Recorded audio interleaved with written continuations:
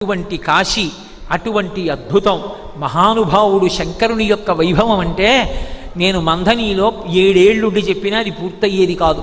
ఎందుచేత అంటే ఆయనే ఒకనాడు లోకాన్నంతటినీ కాపాడడానికి శంకర భగవత్పాదులుగా వచ్చాడు. చేతితో ఆయుధం పట్టుకుని కలియుగంలో ఎంతమందిని చంపుతారు?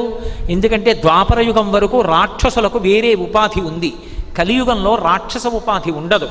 రాక్షసులు ఎక్కడుంటారు అంటే మనుష్యుల యొక్క మనస్సుల యందు ఉంటారు.